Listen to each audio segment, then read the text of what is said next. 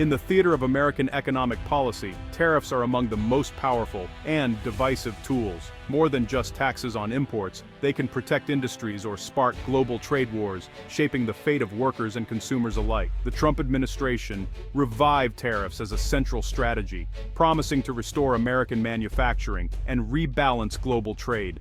Today, November 11, 2025, the Supreme Court has struck down the legal foundation of these tariffs, plunging trade policy into uncertainty. The decision's impact is immediate. Businesses, workers, and global partners are scrambling to adapt. The future of U.S. trade and the global economic order now hangs in the balance. This is not an end, but the start of a new chapter in America's economic story. Tariffs are essentially taxes placed on goods that are brought into a country from abroad. When a product crosses a border, the government can impose a fee, which is then paid by the importer. This fee is often passed on to consumers in the form of higher prices. The main goal of tariffs is to make foreign products more expensive, encouraging consumers and businesses to buy domestically made alternatives. This can help protect local industries and jobs, but it can also mean higher costs for everyday items. During his presidency, Donald Trump made tariffs a central part of his economic strategy. He first targeted steel and aluminum, arguing that these industries were vital to national security and needed protection from foreign competition. Soon after, the administration expanded tariffs to cover hundreds of billions of dollars worth of Chinese goods, escalating tensions between the world's two largest economies. The Trump administration justified these sweeping measures by citing national security concerns and accusing other countries of unfair trade practices that hurt American workers and businesses. To implement these tariffs, the administration relied on decades-old trade laws, some dating back to the Cold War era, giving the president broad authority to act unilaterally on trade.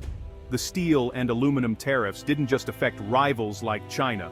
They also hit close allies in Europe, Canada, and beyond, straining long-standing trade relationships. Tariffs on Chinese goods were also meant to punish China for alleged intellectual property theft and to address the massive trade deficit between the two countries, a key concern for the Trump administration. As a result, the average U.S. tariff rate more than doubled during Trump's term, reaching levels not seen in decades. Tariffs on Chinese imports soared above 20%, making many everyday goods more expensive for American consumers and businesses.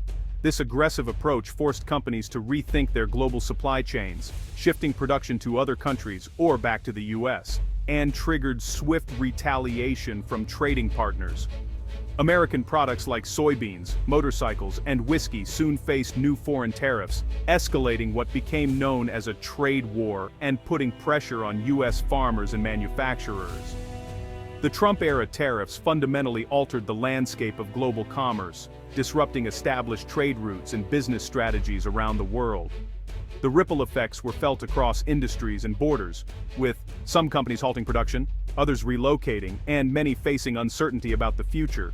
Supporters of tariffs argued they were vital for protecting American jobs, reviving struggling industries, and restoring fairness to international trade.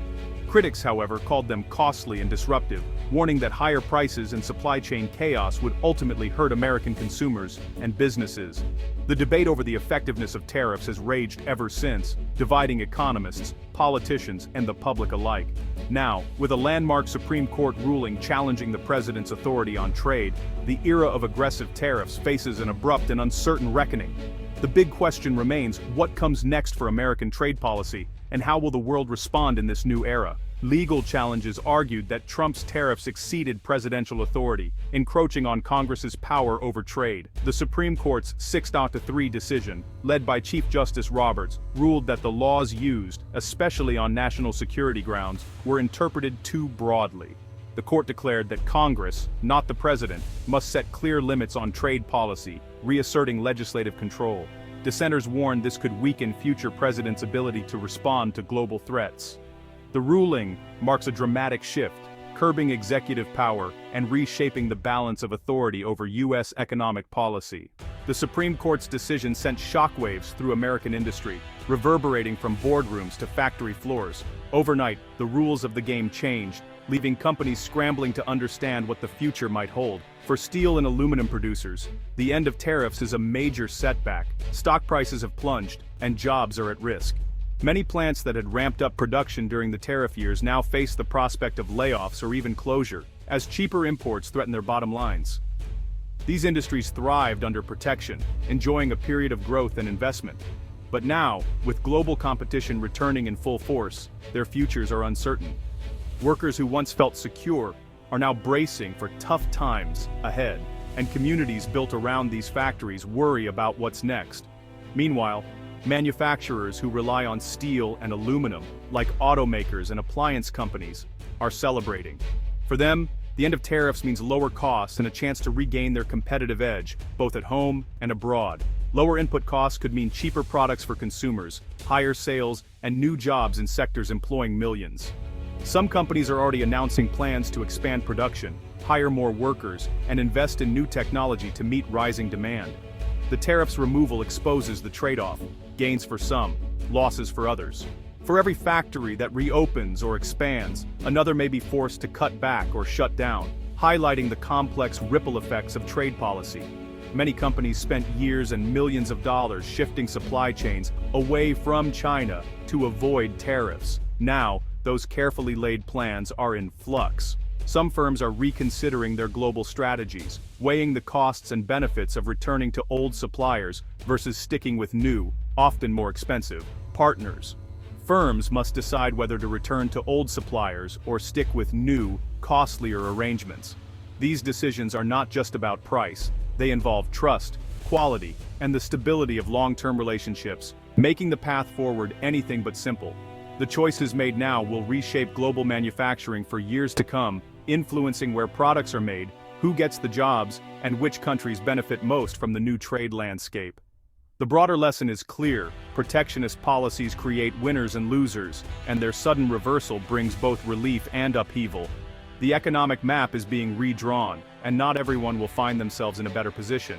As industries adjust, the true impact of the court's ruling will unfold across the economy. Some sectors will adapt quickly, while others may struggle for years to recover or reinvent themselves. The only certainty is change. The pace of transformation is accelerating, and businesses must stay agile to survive and thrive in this new environment.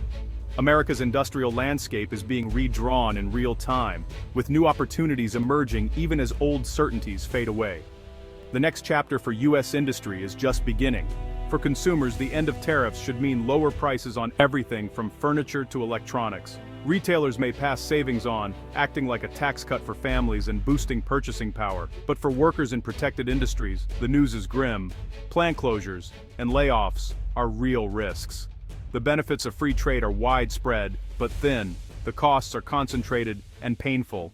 Data shows that while metal producers gained some jobs, broader manufacturing suffered under higher costs. The removal of tariffs is expected to create a net gain in jobs, but not for everyone. The debate over tariffs was always about who wins and who loses. Now, as prices fall and industries shift, the economic landscape is being reshaped. For some, it's a new opportunity. For others, a harsh reckoning. The effects will ripple through paychecks and price tags alike. The Supreme Court's decision is reverberating worldwide, sending shockwaves through governments, markets, and boardrooms across the globe. The ruling marks a pivotal moment, not just for the United States, but for the entire international community, as countries scramble to assess the implications for their own economies and trade relationships.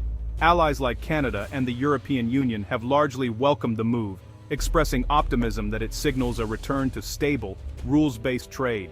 Many hope this will restore predictability to global commerce, making it easier for businesses to plan for the future and for governments to cooperate on shared economic goals.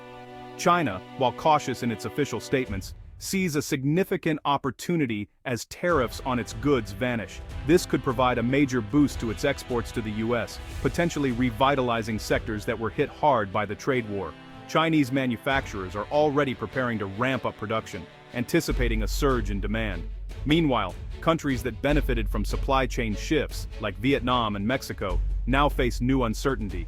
Companies that had moved operations out of China may reconsider their strategies, weighing the costs and benefits of returning. This could lead to a period of adjustment and volatility in global manufacturing hubs. The World Trade Organization, which was largely sidelined during the tariff wars, may now regain some of its lost influence. As the U.S. signals a willingness to return to multilateralism, there is renewed hope for a more cooperative approach to resolving trade disputes and setting global standards. However, the ruling could also slow investment in emerging economies that had benefited from the previous trade landscape. Investors are now re-evaluating their options, and some developing countries may face economic headwinds as global supply chains are recalibrated. Yet, despite the optimism, the core issues that sparked the trade conflict, such as intellectual property theft, technology transfer, and market access, remain unresolved. These challenges continue to cast a shadow over the future of global trade. Around the world, leaders and citizens alike are watching closely to see if the U.S. will address these challenges through renewed cooperation, dialogue, and diplomacy, rather than confrontation and unilateral action. America's next moves will not only shape its own economic future, but also influence the direction of the global order for years to come. The decisions made now will ripple through financial markets, trade agreements, and international relations. The stakes are high, and the world is waiting with bated breath. Every country, every market, and every business is watching to see what comes next. The era of unilateral tariffs is over. A new phase of global trade is beginning, one that will demand adaptation, negotiation, and a renewed commitment to international cooperation. Economists are deeply divided over the ruling's long-term impact. Free trade advocates celebrate, arguing tariffs hurt consumers and the broader economy. Economic nationalists warn that losing tariffs weakens America's ability to defend key industries and jobs. Some experts see the tariffs as a blunt tool for real problems, like China's unfair practices, but hope for smarter, more collaborative solutions. The debate extends to American workers. Can they transition to new jobs, or will inequality deepen? The answer depends on future policy, job training, safety nets, and international cooperation. The ruling has reignited fundamental questions about America's economic strategy. The path forward is uncertain, and the stakes for workers and industries are enormous. The only consensus, the debate is far from over. The Supreme Court's decision has upended Washington's trade politics. Lawmakers who oppose tariffs are seizing the moment, pushing to limit presidential power over trade. Tariff supporters are regrouping, calling for new laws to restore executive authority. The ruling sets up a fierce, legislative battle and will shape campaign debates in the next election. Both parties must now redefine their trade agendas, balancing free trade with concerns over jobs and security. The old consensus is gone. New alliances and divisions are emerging. The political fallout will shape America's economic direction for years. The fight over trade policy is just beginning. America stands at a crossroads. The Supreme Court's decision ends a turbulent era of protectionism, but leaves big questions unanswered. Industries and workers must adapt to a new reality. Some will thrive, others will struggle. Allies and rivals alike are watching for America's next move. The debate between free trade and economic nationalism is intensifying in Congress and across the country. Policymakers must find a path that balances competitiveness, fairness, and global leadership. This is not the end, but a reset, a chance to redefine America's economic identity for a new era. The future of U.S. trade policy and its place in the world is being written now.